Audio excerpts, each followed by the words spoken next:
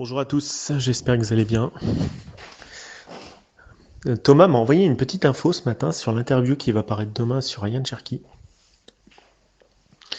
Alors avant, je vous remercie beaucoup parce que vous êtes très très fidèles à écouter mes éditos.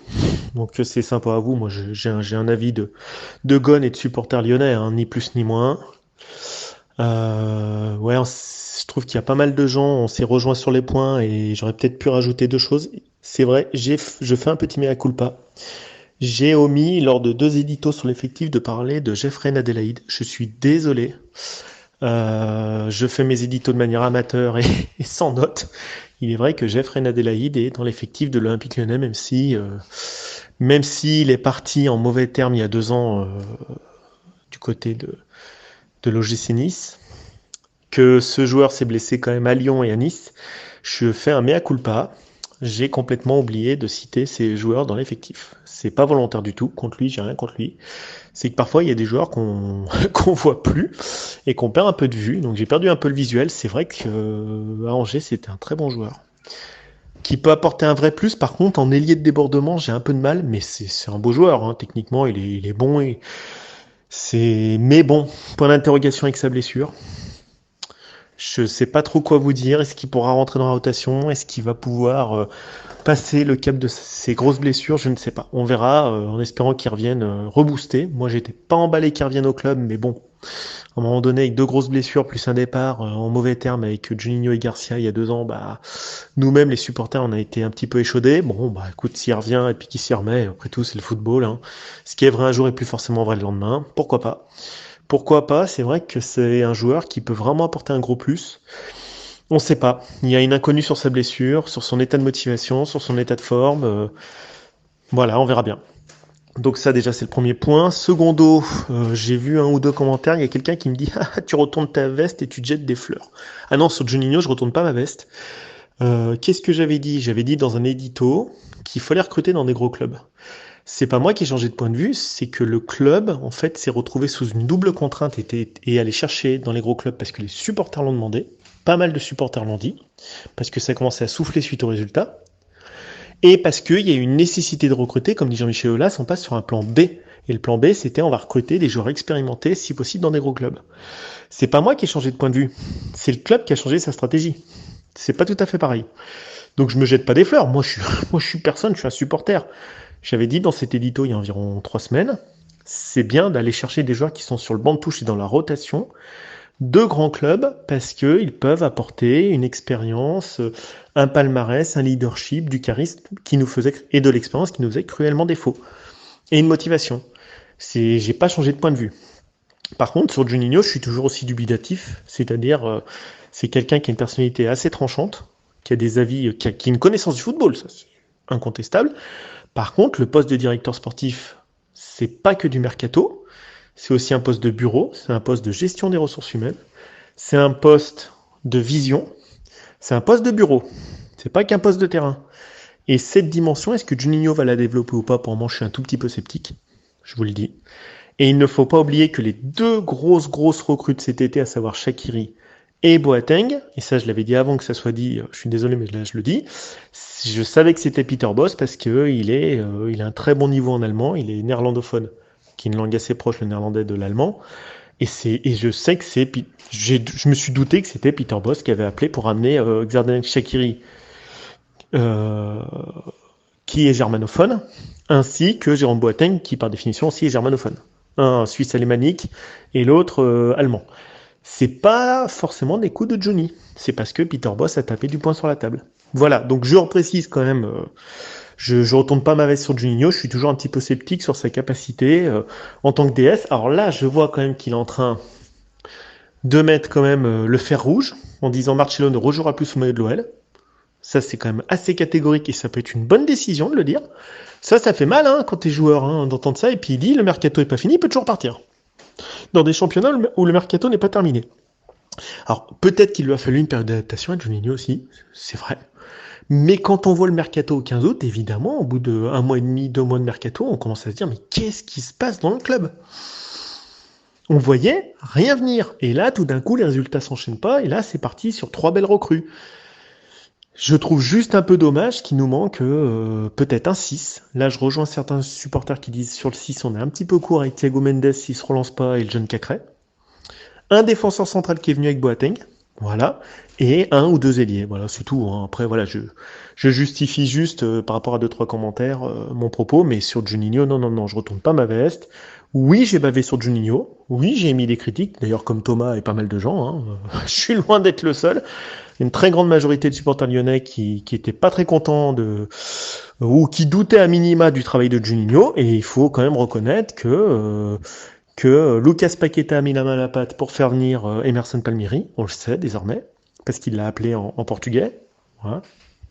Et sur les deux dernières recrues, c'est clairement une volonté de Peter Bosz. Voilà, donc le DS qui est censé faire le mercato, il s'est quand même... alors, on va me dire, ouais, mais c'est tout à son avantage, pourquoi pas? Mais si Peter Bosz tape pas du poing sur la table, est-ce que ces joueurs viennent? Alors après, faire le ménage, c'est pas très simple. Je conçois que c'est pas simple de prendre un poste de directeur sportif. Tout ça, c'est très compliqué. Mais distinguons, je demande une chose, distinguons le Juninho joueur du Juninho directeur sportif. C'est ça qui est fondamental. Peut-être qu'il fera une excellente carrière de directeur sportif, peut-être pas, mais laissons-lui encore une année pour voir. Et si vraiment on arrive à se relever, alors c'est sûr qu'avec Boateng c'est plus simple, on y arrivera peut-être mieux, et ben on verra, on fera les comptes. Voilà. Ensuite, voilà, je termine ce petit retour. Je veux parler de l'interview de Ryan Cherki donné à 11 mondial. Alors moi je suis un petit peu dérangé parce que j'attends pas forcément énormément de ce joueur pour le moment, parce qu'il est jeune. Sur mes récents éditos, je l'ai plutôt épargné parce qu'il a 18 ans. Il a 18 ans, c'est un tout jeune joueur, c'est un bébé, hein. 18 ans c'est rien, vous sortez de l'adolescence, hein, concrètement. Et je suis hyper dérangé par son interview. Pour lui, même pour lui, ça m'embête. Ce qu'il a fait, ça m'embête, c'est une interview. On est dans un monde de communication, c'est tout sauf simple. Tout ce qui est dit, tout ce qui est prononcé est écouté, ausculté, disséqué. Et c'est vrai que donner une interview à 11 mondial comme il l'a fait, est-ce que ça a été relu par des avocats, par des agences de com, j'en doute. C'est des anecdotes personnelles sur Olas, sur Mbappé, et surtout sur sa relation où il se voit après l'OL. Quand t'as mis 2 buts en pro, alors il y en a qui vont dire ah, machin. Franchement, il a mis 2 buts avec l'Olympique Lyonnais. Il est jeune. Malheureusement, il est sollicité aussi par les journalistes. Il est sollicité. Et souvent, bah, on répond. On va, allez, je vais répondre à 11 mondial, à France Foot, à l'équipe, à qui vous voulez. Et est-ce que c'est une bonne idée? Bah, j'en doute. J'en doute parce que ce joueur, il a besoin justement que l'ombre s'éteigne un peu autour de lui, que la lumière, pardon, s'éteigne un peu autour de lui, qui rentre un petit peu dans l'ombre et dans le dur, dans le foncier, aux côtés de Peter Bosz et de joueurs expérimentés. Et est-ce que c'est une volonté de son entourage, de lui, des journalistes, on ne sait pas. Mais il s'est beaucoup livré, trop à mon goût. Alors après, c'est lui qui verse sa carrière, hein. Mais je trouve que c'est dommage parce que là, il parle beaucoup, mais moi, je veux qu'il parle sur le terrain. C'est un joueur qui a de l'or dans les pieds.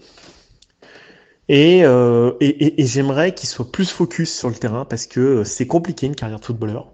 Surtout quand on a du talent. Regardez des gens comme Ben Arfa, Kamel Meriem, Jérémy Ménez, euh, des sortes de meneurs de jeu un peu fous et fantasques et doués, très très doués. Est-ce qu'ils ont fait une si grande carrière que ça? Bah pas forcément. Pas forcément parce qu'ils ont mis la charrue avant les bœufs. Et je sais que dans le système actuel des réseaux sociaux, des journaux, des médias, la sursollicitation permanente force, que ce soit les hommes politiques, les joueurs, ce que vous voulez, à beaucoup communiquer. Parce que vous avez peur de plus être dans la lumière, d'être dans l'ombre, qu'on vous oublie, que machin, mais je trouve qu'il grandit trop vite, ce joueur. Il grandit trop vite en termes marketing, il grandit... En fait, son marketing et l'aura qu'il a grandit plus vite que le talent qu'il peut exprimer sur le pré. Donc il y a une espèce de spéculation autour de lui. Et ce qui serait bien, c'est étape par étape. Alors après, vous allez me dire, ouais, mais regarde, Mbappé, il a tout pété. Mais, ah, d'accord. Enfin, Mbappé, c'est pas Cherki. Hein. On est d'accord. Mbappé, il a dû attendre son heure à Monaco. Il a une envie et une ambition de malade, ce mec. Sauf que bon, après, on peut le critiquer tant qu'on veut. Regardez à 22 ans ce qu'il a fait. C'est exceptionnel. Exceptionnel. Le gars, il a emmené son club en demi-finale à 19 ans de Ligue des Champions avec Monaco. Il a dit j'en ai marre d'être le 6e attaquant quand il était en équipe réserve. Il allait se taper du point de partout pour s'imposer. Il a gagné la Coupe du Monde. Le gars, il marque en finale à 19 ans. Enfin, l'an dernier, il porte le PSG quasiment à lui tout seul avec Keylor Navas. Non, mais là, on est sur une brute. Là, on est sur quelqu'un de rare. Hein. Franchement, on est sur un talent rare. Ryan Cherki, pour le moment, je trouve que il y a beaucoup d'interviews autour de lui, de téléfoot. Là, on l'avait vu avec ses frères. Pourquoi pas? Voilà. On le voit dans 11 mondial. Les journalistes, ils sont contents. On va en parler. Ils vont vendre. Mais est-ce que lui, il y gagne au final? Est-ce que le club, il y gagne? Quand il dit, moi, mon club d'après, c'est le Real Madrid, et il a mis 2 buts en pro, le mec, quoi. Arrêtez, arrêtez. Qu'il le pense, moi je trouve que c'est super. Bien sûr que le Real Madrid c'est génial, tout le monde a envie d'y jouer. Mais c'est quoi son image par rapport au public lyonnais, par rapport aux supporters? Alors on va me dire ouais mais il a de l'ambition. Ouais mais attention, hein, c'est toujours à double tranchant ces discours. Le gars il a mis 2 buts en pro, il gagne déjà comme dit Thomas, alors, je sais pas ce qu'il dit, 200 000 euros. Il te parle qu'il a rendez-vous avec Jean-Michel Aulas, avec ses avocats, dans le cabinet d'avocats et tout. Ouais mais nous on est en train de se dire mais attends c'est un extraterrestre ce gosse quoi. Enfin tout est déjà mis en place autour de lui, les jets privés sur le tarmac des grands clubs qui débarquent, le gros salaire, les cabinets d'avocats autour de lui, des interviews exclusives sur Téléfoot, 11 mondial. Non mais attendez, ça va pas un peu vite la musique? Moi je trouve que personnellement, pour lui, ça va trop vite. Je suis pas agent de communication, je suis pas dans la com, hein, les mecs, hein, attention. Hein.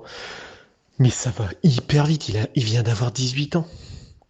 Il est encore, il a des bouts de match en Ligue 1, quoi. Il est pas titulaire incontestable, il commence les rotations.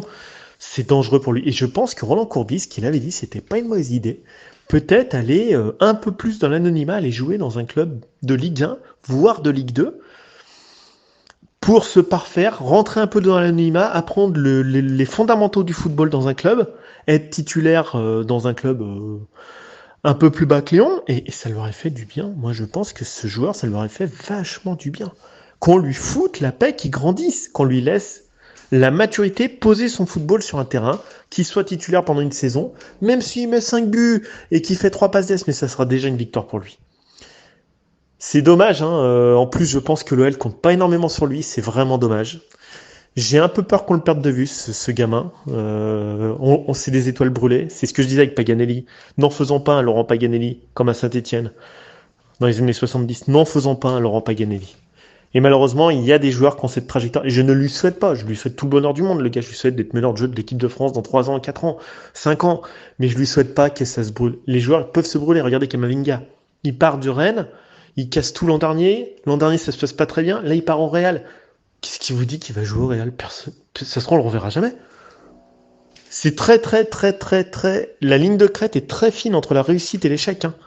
Et sur ce genre de joueur brillant et